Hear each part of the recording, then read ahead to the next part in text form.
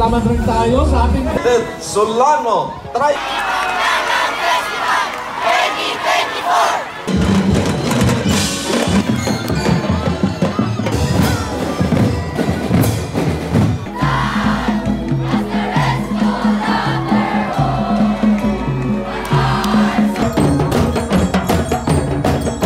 Hello everyone! Hello to all residents of Solano Nueva Vizcaya. October 3, 2024, isa to sa inaabangan na event dito sa Solano. Today marks the 164th founding anniversary of Solano and the 16th Pagbiyagan Festival. Yearly celebration nga pala to dito sa aming bayan. Short introduction about Solano according to Google. Solano Nueva Vizcaya is the first-class municipality here in Nueva Vizcaya. Comprises of 22 barangays, which is 6 of them are urban and 16 ay rural. And according to BLGF 2021 data, the town of Solano has the highest locally sourced revenue of all the municipalities in Region 2. This is also the commercial and financial center of Nueva Vizcaya. And according sa research ko, Solano came from the word Lungabang, which means cave in Gaddang. And during Spaniards' time, Lungabang became Lumabang. Kung hindi pa ako nag-research ngayon at hindi ko rin yan malalaman, ang layo pala ng pinanggalingan ng salitang Solano. Anyway, ngayong araw pala ay nagbubunyi yung buong Solano sa pagse-celebrate ng Pagbiyagan Festival. Ano nga ba yung meaning ng Pagbiyagan? Isa tong Ilocano word, ang ibig sabihin ay livelihood or yung hanap buhay. The word itself ay maiintindihan na nga natin yung ibig sabihin. And during this festival, ano nga ba yung ine-expect natin? The usual na activities dito yearly ay ang beauty pageant, food booth fair, yung mga pag-game sila, mga job fair, at other services. Kadalasan, nag-i-invite din sila ng mga guests. At ngayong taon, ang in-invite nila ay ang sponge cola. Gaganap na ngayon ngayong Sabado. Abangan nyo yun ha! Ngayong taon ay sobrang dami nga ng taong nagpunta. Compared last year ay mas marami nga ngayon. Mabuti na lang at hindi ganun kainit at medyo mahangin-hangin pa. Eto nga't nag-aabang kaming lahat sa official na pagbubukas ng festival na to. Grabe ang pasabog ngayong taon. Talagang mas bongga at mas pinaghanda ang ngayong taon. At hindi lang yun, kasi ngayon nga din lang nila bubuksan yung signage ng Solano sa harap ng community center. Madadaanan nyo nga yan kung papunta kayo ng Isabela, Cagayan, or di kaya pauwi ng Manila. Taon-taon nga, lalong gumaganda ang Solano. Lalong nagiging progreso. Siyempre, bilang residente dito sa town na to, ay sobrang proud na tayo. After doon, nag-proceed naman na sila dito sa food booth, kung saan gagawin naman yung ribbon cutting, which is headed by our very own Mayor Philip Dacayo. And yes, our food booth is officially open. After ribbon cutting, followed by a short prayer, nag-proceed na nga sila dito sa loob ng food booth. At kung gusto nyong mag-food trip, pasyal kayo dito. At ilang minuto nga lang ay mag-uumpisa na rin yung drum and lyre competition, which is isa sa yearling activities na ginaganap dito. Grabe yung siksikan ng mga oras na to. Lahat gustong mapanood. Kanya-kanyang pwesto na nga kami dito. Tingnan nyo yung pasalubong center ay puno rin yung mga tao. Tara at sabay-sabay natin panoorin yung drum and lyre competition.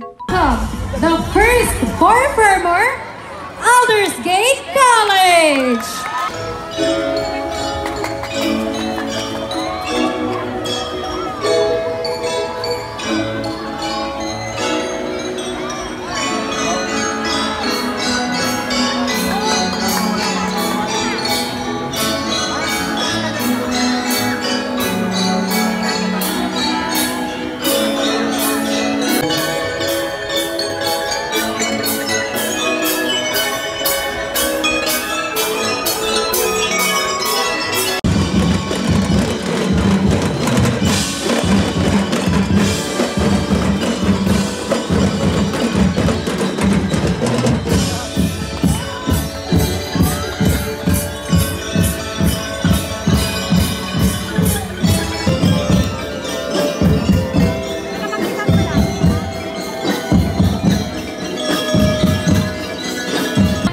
Ng maluwag na space.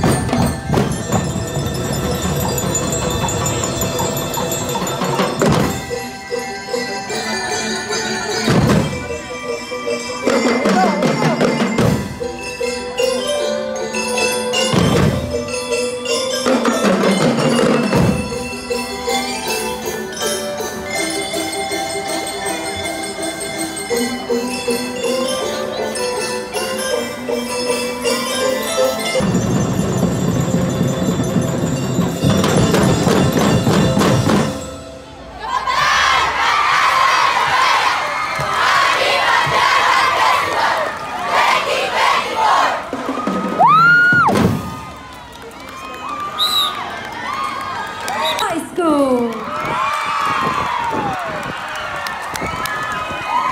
Smile!